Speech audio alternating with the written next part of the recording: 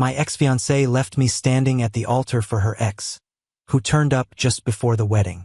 I stood there in front of everyone as she left. I made the reception my going-away party. That week, I moved to a different state. She's been looking for me for 2 years now. Okay, Reddit. Get ready for this story because it's really crazy. My friend Jake also talked me into sharing it. This happened in June 2022, and I'm still trying to wrap my head around how bold that was. Here's how it works. I work for a manufacturing firm in Pennsylvania that sells industrial equipment. I'm Kyle. I'm 29 years old, and I'm a man. I've been with the same employer since I graduated. Over the course of 6 years, I moved up from an entry-level job to an account manager. I made good money, had my own condo outside of Pittsburgh, a paid-off 2016 Ford F-150, and a good 401k. Not showy, yet safe and cozy. I loved my truck. I got it certified pre-owned from a dealer who really took care of their stock instead of just putting a new coat of wax on everything. Crew cab, tow package, and everything else. The first month I spent putting in a bed liner and upgrading the sound system because the factory speakers usually sound like they're playing music through a tin can. I had pretty much given up on meeting someone significant after seeing most of my friends go through relationships that ended badly because of silly fights and problems with commitment. Was working, getting in shape, and fixing up the 1969 Mustang I got at an estate auction. The body was fine, but the engine was completely broken. In August 2019, my sister holds a cookout, and that's when I meet Caitlin. This girl seemed like everything I didn't realize I needed. The 4th grade teacher at this downtown private school had a giggle that made everyone around her grin. Dressed in a way that made her look like she had planned it out instead of just grabbing whatever was nearest to the door. Her overall vibe was so good that just being around her made you want to be a better person. We got along right away over the grill. She thought it was nice that I had genuine ambitions in life than just getting by from paycheck to paycheck, had real furniture instead of garbage, and could arrange a date that didn't entail fast food and a Netflix subscription. Most of the guys she dated thought that becoming an adult constituted a mental illness of some type. From the first day of dating Caitlin, things felt different. Conversations on the future happened on their own. She'd ask about my lease renewal, talk about how she wanted to introduce me to her extended family, and joke about how we would need a garage for our future house when she saw me working on the Mustang. We weren't just seeing what might happen. This was serious. We were working towards something real. I couldn't believe that she actually became involved in the Mustang project. Most of the women I dated either acted like they cared or said straight out that they thought my pastime was a waste of time and money. While I worked in the parking lot of my building, Caitlin would bring me lunches and ask me real questions about what I was doing. One Saturday, she even helped me sand out the rust on the quarter panels while wearing these old coveralls that her dad lent her. From the start, her family liked me. Robert, her dad, used to work for the Postal Service. He was a no-nonsense person who liked that I showed there on time and kept my word. We'd spend Sunday afternoons in his workshop making cabinets for her mom's sewing room. While we worked, we spoke about everything from football to power tools to what it takes to make a life worth living. Robert's workshop was like a woodworking paradise. Guy had tools from his grandfather's construction business that were all set up like a museum display. He showed me how to do things right the first time so that I wouldn't have to do them again. Patricia, her mom, treated me like the son she never had, always bringing me home with enough food to last me 3 days and asking me what I thought about everything. Really wanted me to do well. She had an amazing garden with raised beds and an irrigation system. She even let me help her make her greenhouse bigger and taught me about companion planting. They would always tell Caitlin how blessed she was to have me and how foolish it would be to let me go. Robert would drop hints about having grandkids, and Patricia would always say things like how well off their future grandkids would be with someone like me in the family. Before I ever asked them to marry me, these folks were like family to me. I was ready to make it official by March 2022. I had a $8,200 ring in my bank safe deposit box. It had a white gold band and a princess-cut diamond that sparkled like a disco ball. The strategy was easy. We talked about it at our 2-year anniversary dinner at the Italian restaurant where we had our first date. Then start planning the wedding with both families. 2 weeks before, she called her dad to seek for his blessing like a good person. Robert got emotional on the phone and said he couldn't think of a nicer man for his daughter. He said he had been waiting for this call since Christmas. He said that he and Patricia had previously opened a savings account to assist pay for the wedding, since they wanted their only daughter to have the best day of her life. The proposal went off without a hitch. Got down on one knee just as dessert came. She shed tears of joy. Everyone in the restaurant clapped like we were in a love movie. She called her parents right away, and they started crying too. Put the ring on social media with a comment about how she found her soulmate. It had everything you should want. Because Caitlin wanted a summer wedding, we started making plans right away. Her mom knew an event planner who could get us into this beautiful old barn that had been turned into a reception hall with string lights and exposed rafters. It was the kind of setting that seemed like a fairy tale in pictures. Spent the next 3 months making plans for every little thing. There are 180 persons on the guest list. DJ who was good at getting everyone to dance. Photographer who charged more than my first automobile, but his work was worth it. The total cost of production was around $35,000, with both families pitching in. I took care of most of the details because that's what I do. Caitlin would get too much to handle when she saw the options. So, I would limit things down and let her make the ultimate decision. Worked like a charm. Her college roommates and her cousin Rachel were her bridesmaids.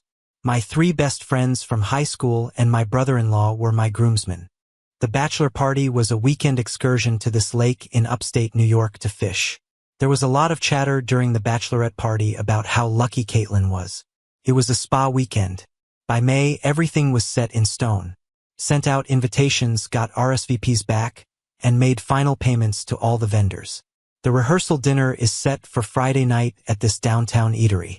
The ceremony and reception will take place on Saturday, June 18th, at 3 p.m.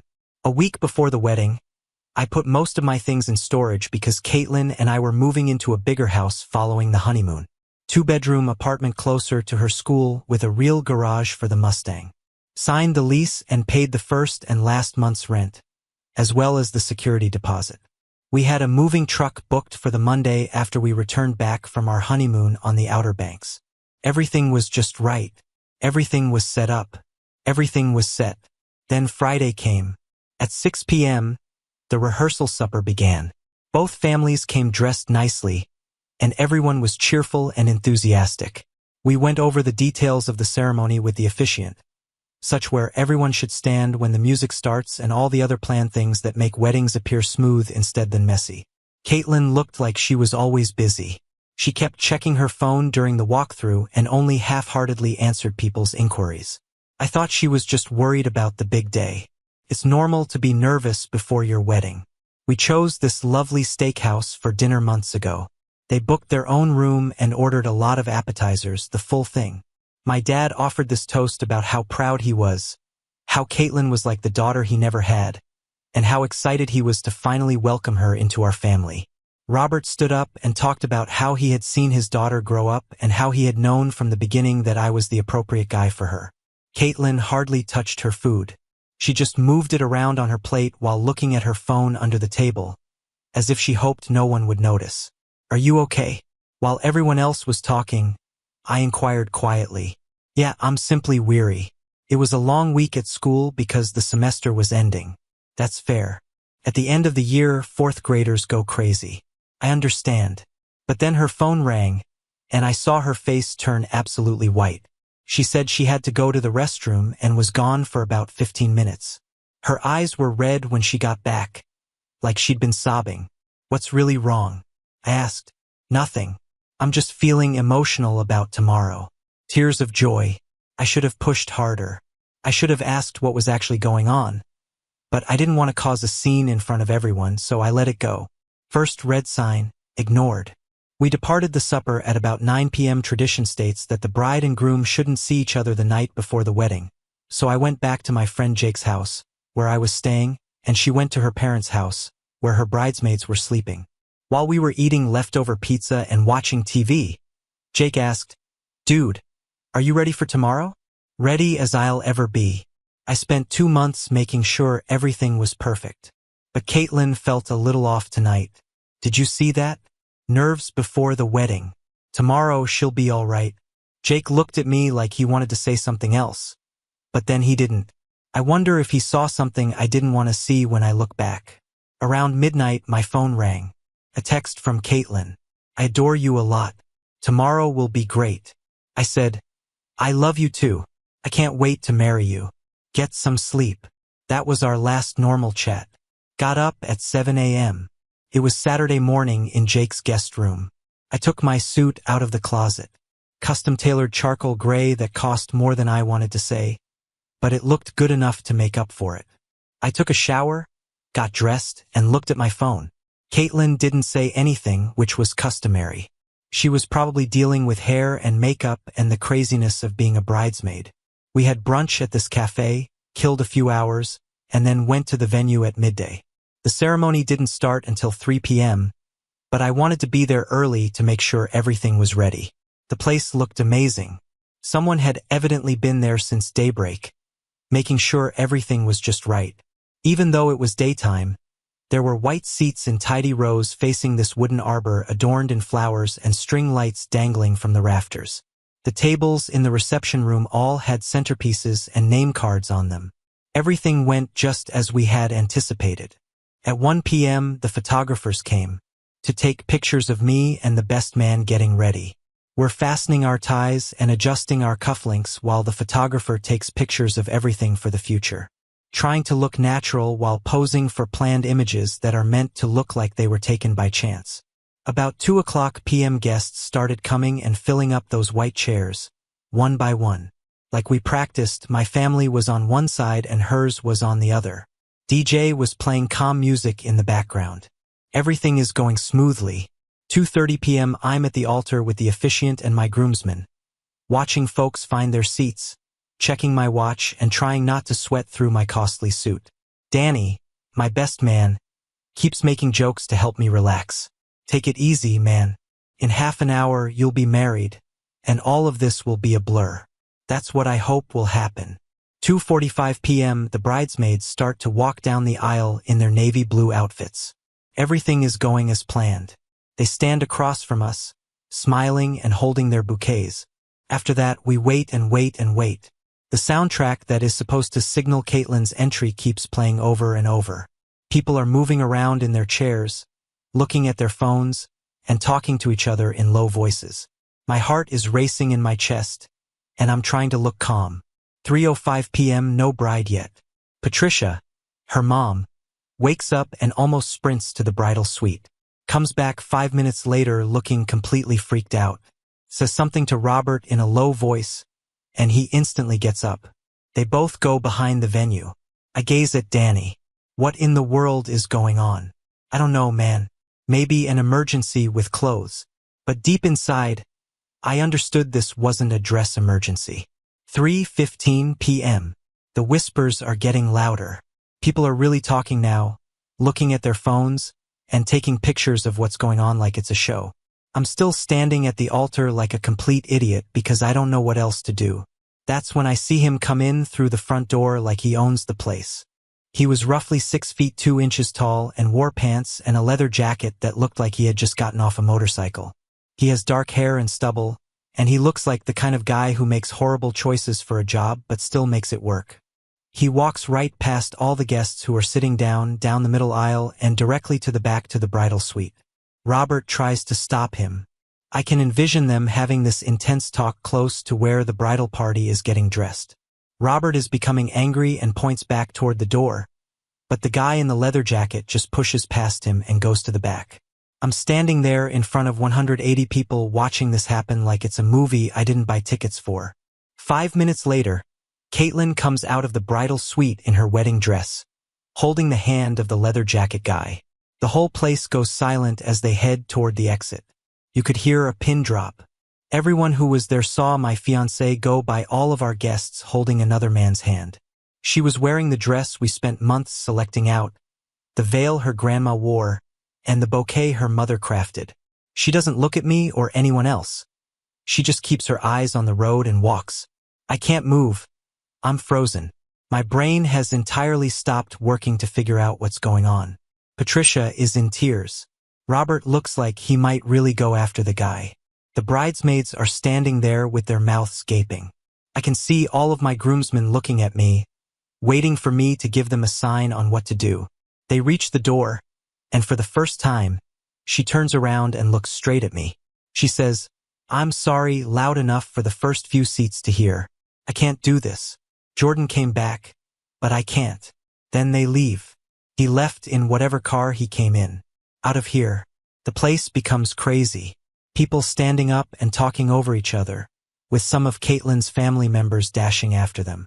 Patricia is crying hard, and Robert is trying to comfort her while yet seeming like he wants to hurt her. I'm still standing there at the altar. The officiant touches my shoulder. "I'm very sorry, son. That's what makes me stop." The way he sounded sad. The way everyone is gazing at me like I'm a hurt animal. My brother-in-law comes over. "Kyle, what do you want?" "What do I want? I need to go back 10 minutes. I need to know what just happened. I don't want to be standing at an altar in front of 180 people who just saw my wife run away with someone else." But none of that is occurring. So I choose something. I went over to the DJ booth. Guy is standing there looking very shocked. Not sure what to do with his life. Plans have changed. I told him, "This isn't a wedding anymore. It's a going away party." I what? Play upbeat music, dance music, party music. We've got a room full of people, an open bar, and a reception dinner that's already paid for. Might as well use it. I grabbed the microphone before I could overthink it. "Everyone, can I have your attention, please?" The chaos died down. Everyone's staring at me. As you just witnessed, there's not going to be a wedding today. Caitlin made her choice, and I respect that. Some scattered murmurs. Patricia's crying harder. But here's the thing. We've got this amazing venue, incredible food, an open bar, and a DJ who's very good at his job. All of it's paid for and non-refundable. I took a breath. So here's what's going to happen. This is now officially my going away party because as of Monday, I'm moving out of Pennsylvania, starting fresh somewhere new. And I want all of you, my family, my friends, the people who actually showed up for me today, to help me celebrate the next chapter. Dead silence for about 3 seconds. Then my dad started clapping. Then my mom, then my sister, then Jake and Danny and the rest of my groomsmen. Soon the whole room was applauding. Bars open, food will be served in 30 minutes, and the dance floor is ready. Let's make this a party worth remembering. The DJ, bless him, immediately switched to Lizo. People started moving toward the bar. The energy shifted from funeral to celebration in about 5 minutes. I went to the bathroom and called my boss. "Hey Jim, you know that regional manager position in Colorado you mentioned last month? The one I said I'd think about. I'm ready to accept if it's still available." "Kyle, isn't your wedding today?" "Not anymore. Long story. But I need out of Pennsylvania like yesterday. Can you make it happen? Give me until Monday morning. I'll call you back." Hung up, splashed some water on my face, looked at myself in the mirror, still wearing this stupid expensive suit. Well, I said to my reflection, that just happened. Went back out to the reception. My family had basically formed a protective circle around me, making sure I was okay, asking what I needed. Robert and Patricia came up looking absolutely devastated. "Kyle, we are so sorry," Patricia said through tears. "We had no idea. We had no idea she was even talking to her ex." "Who is he?" I asked. Robert's jaw clenched. "Jordan, her ex-boyfriend from college. They dated for 3 years before she met you. He moved to California for some job and they broke up. We thought that was ancient history. Apparently not. If I ever see him again," Robert started. "Don't," I interrupted. "He's not worth it. Neither is she, apparently." That hurt to say, but it was true. The party actually got pretty wild. People were dancing, drinking, eating this incredible plated dinner that some poor catering staff had to serve while processing the drama they just witnessed. The photographer actually stayed and took pictures. Said it was the most memorable event he'd ever shot. Somewhere around 8 p.m. after most of the older relatives had left, my friends convinced me to make a speech. Short version, Caitlin chose someone else. I'm choosing myself. Moving to Colorado on Monday for a fresh start. This is the last time I'm talking about this, so everyone get it out of your system now. Ask your questions. Say what you need to say, then we move forward. People ask the expected stuff. Was I okay? Did I see it coming? What was my plan? Answered honestly, no, I wasn't okay. But I would be. No, I didn't see it coming because I'm apparently terrible at reading signs. My plan was to leave Pennsylvania and never look back. To new beginnings, my dad said, raising his glass. To new beginnings, everyone echoed. The party went until midnight. DJ played every requested song. Bar stayed open. People danced like they were trying to sweat out the awkwardness of the whole situation. By the end of the night, it actually felt like a celebration instead of a tragedy. Sunday morning, I woke up in Jake's guest room with the worst emotional hangover of my life. Checked my phone expecting messages from Caitlin. Nothing. No apology, no explanation, no acknowledgement that she'd just blown up my entire life in front of 180 witnesses. But I did have 3 messages from her friends. First, from Rachel, her cousin who was a bridesmaid. Kal, I'm so sorry. We had no idea she was planning this. She swore yesterday that she was 100% committed to marrying you. None of us knew Jordan was even in the picture. Then from her college roommate Melissa, this is absolutely insane. Caitlin completely blindsided everyone. We're all in shock. Just wanted you to know that we think she made a horrible mistake and you deserve so much better. Finally, from her other college friend, Ashley. Hey, I know this probably doesn't help, but Jordan showed up at her parents' house Friday night. Apparently, he'd been texting her for weeks saying he made a mistake leaving her, that he wanted her back, that he was moving back to Pennsylvania for her. She told us she'd already told him no. Guess she changed her mind. So there it was. Weeks of secret communication while we were planning our wedding, while I was coordinating seating charts and finalizing the menu and making sure her parents felt included in every decision. She was having some emotional affair with her ex who promised her adventure or excitement or whatever I apparently wasn't providing. My boss called at 10 a.m. Job's yours if you want it. Regional manager for the Mountain West Territory based in Denver. Salary bump. Relocation assistance company vehicle. Can you start in 2 weeks? I can start Monday. I'll take a few days. Jim, with all due respect, I need to get out of here immediately. Monday works for me. Okay then. Monday it is. HR will send over the paperwork. Welcome to Colorado. Spent Sunday packing my entire life into my truck and a small U-Haul trailer. Didn't have much since most of my furniture was already in storage for the move to our new apartment that was never going to happen. Now, called the landlord of that new place, explained the situation, asked if he could return my deposit since I never actually moved in. Guy was surprisingly cool about it. Said he'd mail the check to my parents' address. My family came over to help me pack. Nobody knew what to say, so they just worked, loading boxes, wrapping dishes, taking down wall art. My mom kept trying to get me to eat something, but I had zero appetite. You're really leaving? Nothing left for me here, I said. What about your work? What about your friends? The Mustang. I took the truck and resigned my job since I got a better one. Jake is going to keep the Mustang in his garage until I can find out how to transport it to Colorado. I can have friends over, but I can't remain here. Robert and Patricia got there around 3 p.m. Patricia was still sobbing. It appeared like Robert had aged 10 years in one night. We wanted to give this back, Robert replied, handing me a check for the wedding from our savings account. We know it doesn't cover everything, but it's what we had saved up. I told you to keep it. Cal, please. We feel like we have to. You're not.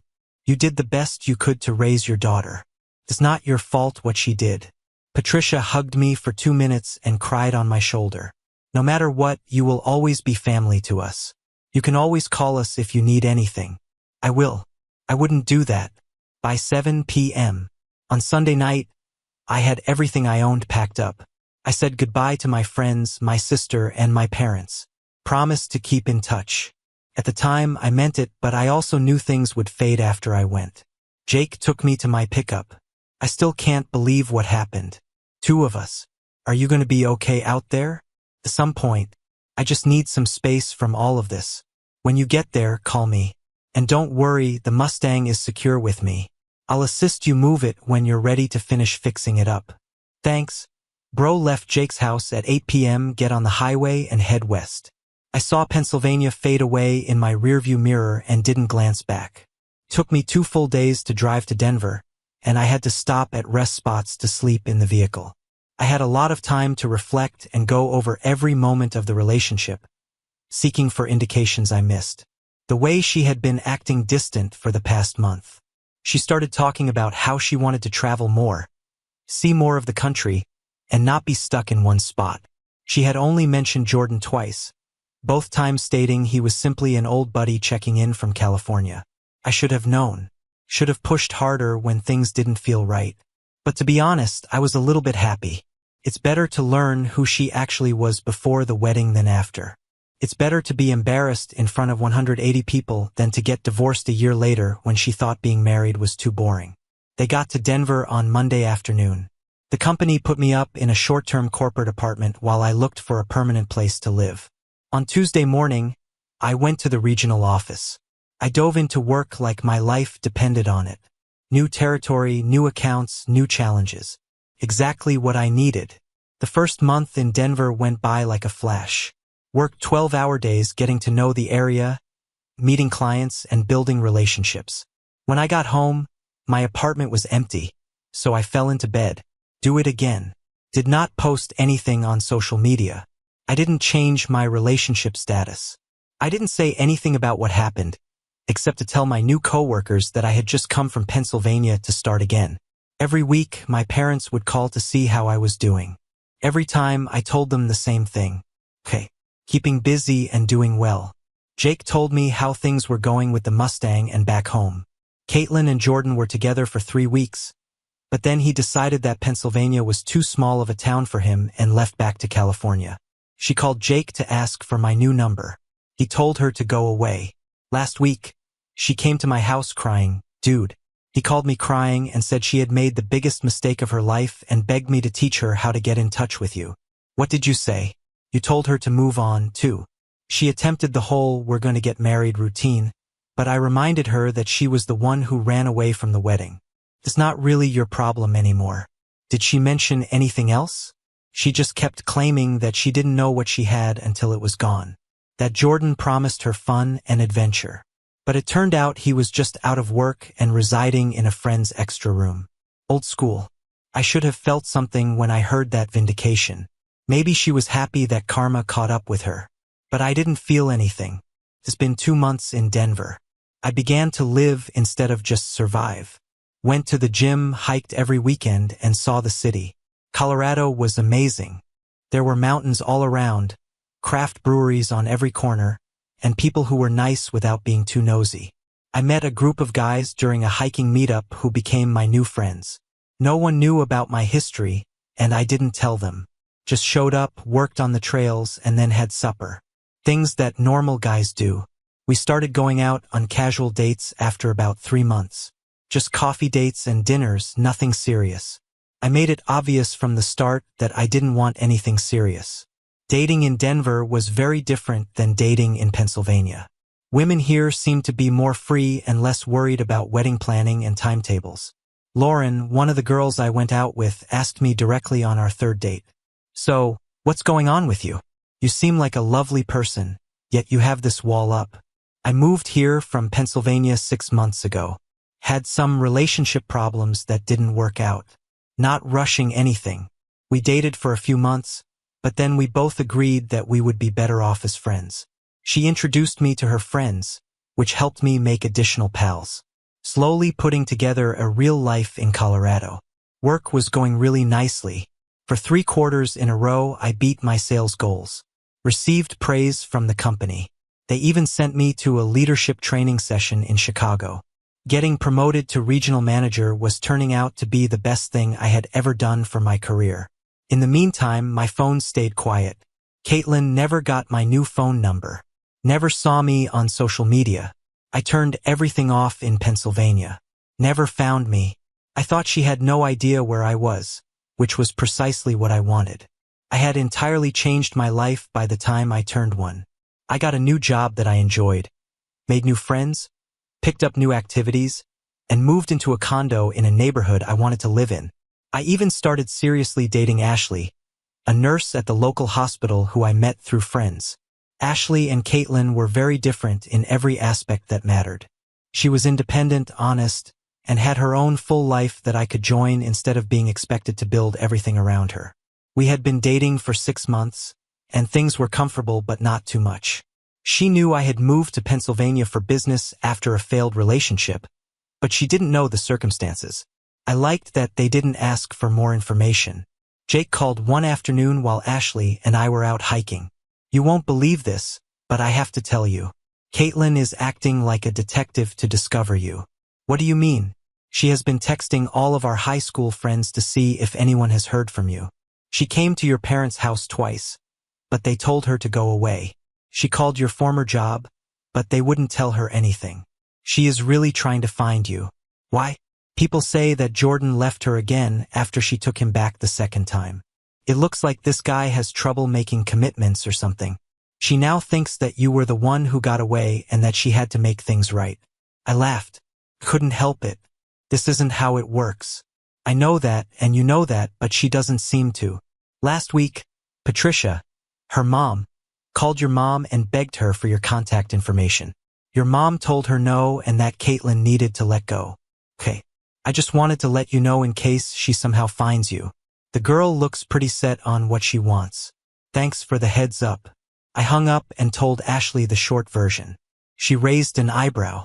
"So, it looks like your ex-fiancée is attempting to find you again after her other relationship didn't work out. And if she finds you, you're going to absolutely ignore her, right?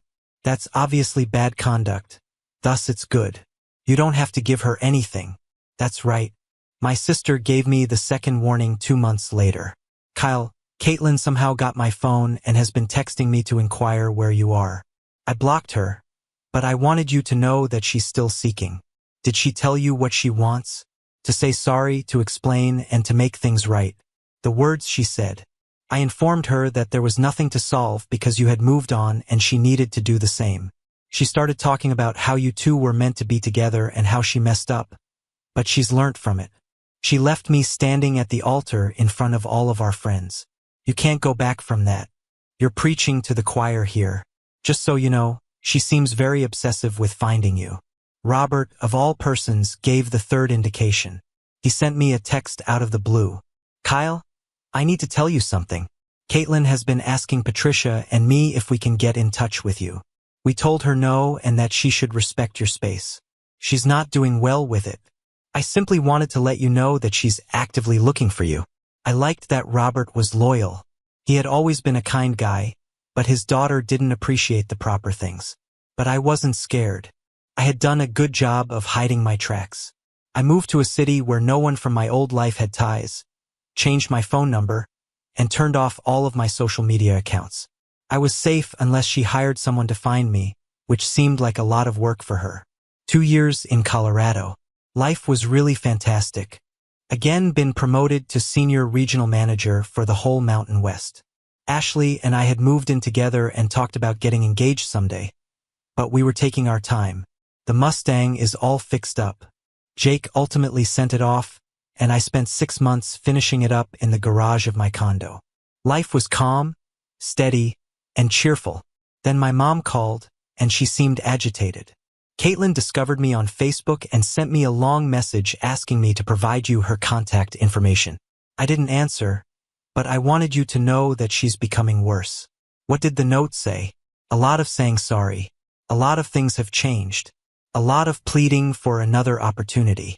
She said that she doesn't deserve it, but she needs to talk to you to explain everything. I'm not sending it on. Okay, thanks for the warning. But then the messages started flowing in through different ways. Jake got a message on Facebook asking him to tell me that Caitlin was sorry and wanted to talk. Somehow, my sister got a voicemail on her work phone asking her to pass on a message. LinkedIn even got in touch with my old college roommate.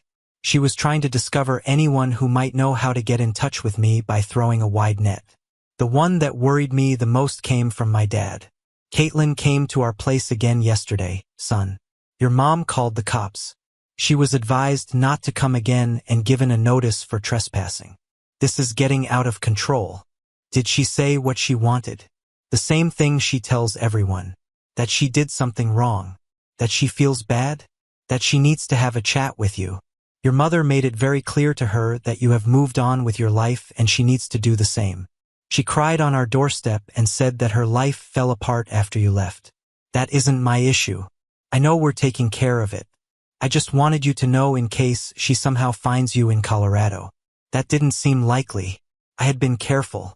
But then I got a LinkedIn connection request from an account with a generic name and no picture. I clicked on it, and the only information I found was that they worked in relationship counseling in Denver.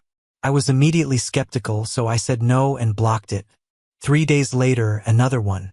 Same vague profile, same place in Denver, but a different name. Blocked again. Ashley came home from work looking worried after that. Today, something strange happened. A woman came into the ER and asked me if I knew Kyle Morrison, who sold industrial equipment. She said she was an old friend who wanted to get back in touch. My stomach sank. What did you say to her? I told them I didn't know anyone by that name and that I couldn't give out personal information about staff or patients anyway. She departed, but something about it didn't feel right. How did she look? Ashley took out her phone and showed me a screenshot of the hospital's CCTV footage that she had acquired from their security staff. I took this after she departed since it looked fishy. There she was, Caitlin, in the foyer of the emergency room. She looked just like I recalled, but somehow more desperate. She had found me, not only my city, but also where my girlfriend works. That's my ex-fiancée. I told Ashley, the person who deserted me at the altar. Ashley opened her eyes wide. You must be joking. I wish I could. It seems like she's been trying to find me for more than a year. I guess she finally did it. What are you going to do? Nothing at all. We contact the cops if she comes here. I block her if she gets in touch with me directly. 2 years ago, she made her choice and I went on. Should we be concerned? Is she dangerous, though? I don't believe so. Just desperate and out of touch. But I'll call the cops tomorrow just to make sure they know about it. That night, I got a text from a number in Colorado that I didn't know. Kyle, I know you're in Denver. I know you've moved on. I know I don't deserve anything from you, but please allow me 5 minutes to explain everything. That's all I want. For a whole minute, Caitlin stared at the message. This woman left our wedding 2 years ago while holding hands with another man in front of everyone we knew. Made me feel bad. Wrecked months of work. She wanted 5 minutes to explain why she tossed away everything we had built. I went to bed after blocking the number. Well, here we are, read it. It's been 2 years since the wedding that wasn't. It's also been 2 years since I stood at the altar and watched my fiancé select someone else. I heard from my family that Caitlin is still looking for ways to get in touch with me. She must have heard that I'm with Ashley because she's been texting my sister to ask if we're serious, if we're engaged, and if there's still a chance for her. My sister's answer was wonderful. He is happy. Don't bother him. But she won't. I got another LinkedIn request last week from a bogus account. This one has a long story about working with industrial machinery. There were even bogus job listings, but they were for jobs in Denver, and something about it seemed wrong. I blocked it right away. Jake called yesterday to give me an update. Hey man, it looks like Caitlin is doing some soul searching to figure out what she did wrong or whatever. Someone told her to send you a letter to get over it. Her friends are advising her to go on, but she thinks you're her soulmate or something. I don't read letters. That's what I told her when she requested me to send one. You told her to move on, and she needs to do the same. Did she mention anything else? She realized she had given up the best thing that ever occurred to her when Jordan left her for the second time. That she didn't appreciate you since you were steady and dependable while she was looking for fun. That she's an adult now and knows what's really important. Nice story. Still not my problem. Ashley and I are talking about getting married this year. Now she knows everything. Not just the short version, but everything about Caitlin, the wedding, and the trip to Colorado. Everything. She gave a simple answer. You avoided a gunshot and made your life better. Don't let someone who didn't care about you before spoil what you have today. She is correct. Guys, we're almost at 1,000 subscribers on this channel. Please think about subscribing to the channel if you haven't already. It really helps to reach the 1000 threshold.